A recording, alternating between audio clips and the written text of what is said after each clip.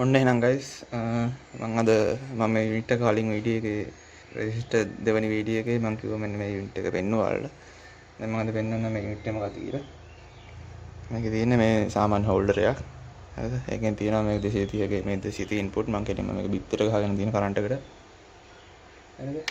ඊට පස්සේ මේ හෝල්ඩර් එකක් සාමාන්‍යයෙන් 200 150ක් විතර දෙන්නේ.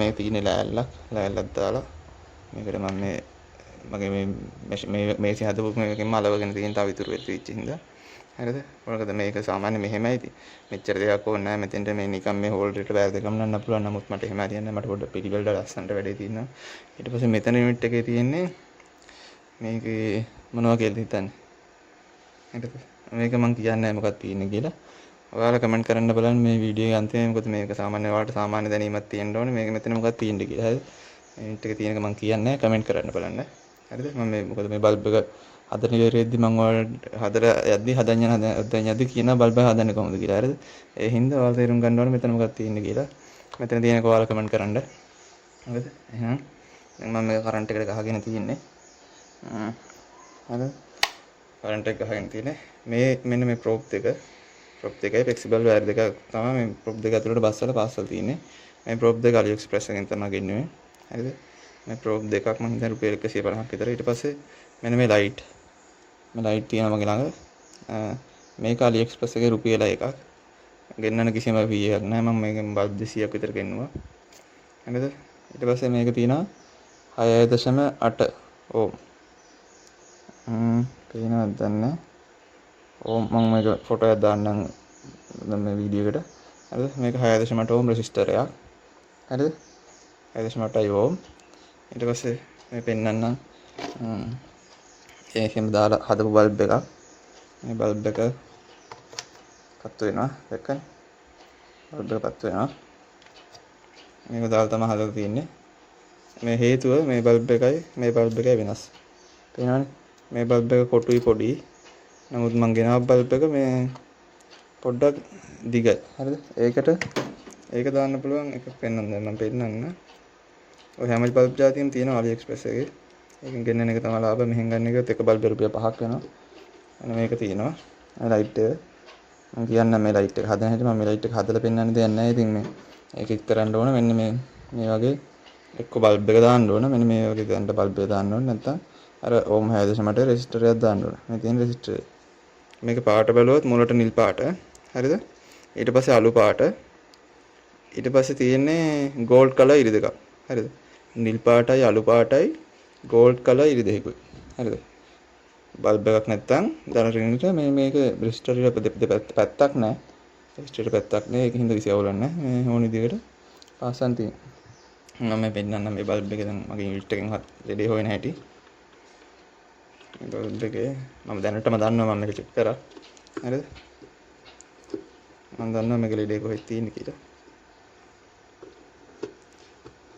පොඩි ට්‍රික් එකක් කියලා දෙන්නම් ඔය හොයන හැටි හරිද මම දැන් බල්බ් එක ගහනවා හරිද හොඳට බලන්න මෙන්න මෙතන පේනවා ඒකට පේනවා කැමරා එකේ මෙන්න මෙතන කළු පාට ඩොට් එකක් තියෙනවා හරිද මේකෙත් කළු පාට ඩොට් එකක් තියෙනවා මේ බල්බ් එක පිච්චිලා තියෙනවා නමුත් මේ කළු පාට ඩොට් එක උනාට මේක තමයි පත්තු වෙනවා හරිද මම පෙන්නන්න මම කරන්නේ මෙන්න මේ ප්‍රෝබ් දෙක අල්ලනවා මේකට හරිද මේ ප්‍රෝබ් දෙක මේ බල්බ් එක අල්ලනවා දැක්කනේ අල්ලපුවම බල්බ් එක පත්තු වුණා දැක්කනේ මේ මොකද මම දැක්කද මේ බල්බ් එක අලු වෙලා තියෙන පිච්චිලා හරිද මේකට මම අල්ලපු ගමන් බල්බ් එක පත්තු වුණා දැක්කනේ දැන් ඔයාලා හිතන්න කොහොමද මේක පත්තු වුනේ කියලා එතකොට මම මොකද කරන්න ඕන මේ බල්බ් එක ගලවලා දැම්මා මේ බල්බ් මේකට දාන්න පුළුවන්. ඒකද මේ බල්බ් මේක දෙන්න දැම්ම එච්චරයි. මේක ගලවන්නේ සාමාන්‍ය හොට් ගන් එකකින් ගලවන්න නම් හොට් ගන් එක 360ට 400ට වගේ දාලා මෙන්න මේ වගේ අඬුවක් ගත්තා. හරිද? අටක හිට කරගෙන අන්න මේකෙන් ගලවද්දි බලාගෙන යට ප්ලේට් එක කැපෙන ඉඩ තියෙනවා. අන්න පොඩ්ඩක් දෙපැත්තට කරපුවා. බල්බ් එකේ උඩ කැල්ල ගලවලා යනවා. ඕකේ. හරි සරලයි.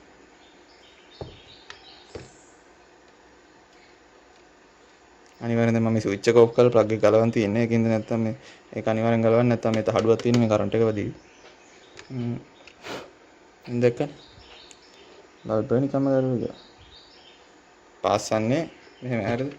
දැන් බෞද්ධකින් මේකක් පාස් වෙනවා නම් බෞද්ධක දැන් මගේ තියෙන T12D+ එක R120ට විතර දාලා මේ දෙක TN තියලා මෙහෙම පාස්සන්න විතරයි තියෙන්නේ හරිද? ආ ඉතින් පාස්සන ඒවා කියලා දෙන්න යන්නේ නැහැ. මේක පාස්සන එක ඉතින් මහ දෙයක් නෙවෙයිනේ. හරිද? මේ දෙකට පාස්සන. එතකොට හොට් ගන්න එකෙන් සාමාන්‍ය මෙහෙම දෙයක් තියෙනවා. මේක හොට් ගන්න එකෙන් පාස්සනට වැඩිය බෞද්ධ එකේ K බිට් එක දාලා දැන් මේ මගේ K බිට් එකක් නැහැ හරිද? මගේ බෞද්ධ එකේ K බිට් එකක් නැහැ. K බිට් එක දාලා මෙන්න මේ මෙතෙන්ට නෙවෙයි මෙන්න මේ පැත්තට විතර තියන් ඉඳියාම මේ මෙතන ප්‍රත් වෙනවා.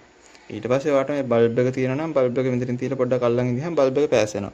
ඒක තමයි හොඳ විදිය. හරිද? හොට් ගන්න එකේ දානවා නම් අඩු උෂ්ණත්වයකට එකට දාලා මේක කරන්නේ නැත්නම් මේ බල්බ් එකේ මෙන්න මේ බල්බ් එකේ උඩ පැත්ත මේ කෑල්ල උණු වෙනවා. හරිද? ඒක හොඳට මතක තියාගන්න. හොට් ගන්න එකෙන් දාලා මේ ගොඩක් මේ රස්නෙන් දාන්න එපා. ඊට පස්සේ උණු වෙනවා. හරිද? බල්බ් දානවා නම් එහෙමයි. මේක දානවා නම් එහෙමයි. ඒ කියන්නේ මේක දාපු ගමන් මෙතෙන්ට මේ දෙක දාන රිට අල්ලපු ගමන් මේක ඊට පස්සේ මේ බල්බ් එක වැඩ ගන්නවා. මේක තියෙන්නේ ඕම් 6.8 ප්‍රතිරෝධයක් භාග වෝල්ට් භාගය. හොඳට මතක තියාගන්න. හරිද? යුනිට් එක දැක්කා. අන්න මේක තමයි ඉතින් යුනිට් එක. මේ හෝල්ඩර් එක තමයි. මේ යුනිට් එකේ තියෙන එක දැනටම ඔයාලා හිතාගෙන ඉතින් මොකද්ද කියලා අනිවාර්යෙන් කමෙන්ට් කරන්න. හරිද? එතකොට දැක්කනේ මේ යුනිට් එකෙන් මම කරේ කිසි දෙයක් නැහැ. මේකේ බල්බ් එකේ දෙපැත්තට කැබි පිච්චිච්ච බල්බ් එකේ දෙපැත්තට දැන් මේක හිතන්නකො පිච්චිච්ච බල්බ් එක හොයාගන්න බෑ. හරිද? එතකොට මම කරන්නේ මේ හැම බල්බ් එකෙම මෙහෙම දෙපැත්තට අල්ලගෙන යනවා. හරිද? එතකොට පිච්චිච්ච බල්බ් එක මොකද්ද කියලා හොයාගන්න පුළුවන්. මොකද මේක දැන් මේ අල්ලගෙන ගියාම මේක පත්තු වෙන බල්බ් එක තියෙනවනේ. මේක අල්ලුවම පත්තු වෙනවා. මේ බල්බ් ඔක්කොම පත්තු වෙනවා. අල්ලපු ගමන් එතකොට පත්තු වෙන එකෙන් මම හිතා ගන්නවා ආයි බල්බ් එක තමයි පිච්චිලා තියෙන්නේ. ඒ කියන්නේ එතකොට වෙන්නේ මේ බල්බ් එක කරහා කරන්ට් එකක් යන්නේ නැහැ. මේක ඇල්ලුවහම වෙන්නේ බල්බ් එක කරහා කරන්ට් එකක් යනවා. හරිද? එතකොට අනිත් බල්බ් ටිකට කරන්ට් එක බෙදෙනවා. බල්බ් එක පත්තු වෙනවා. මේ සම්පූර්ණ බල්බ් එකම පත්තු වෙනවා. හරිද?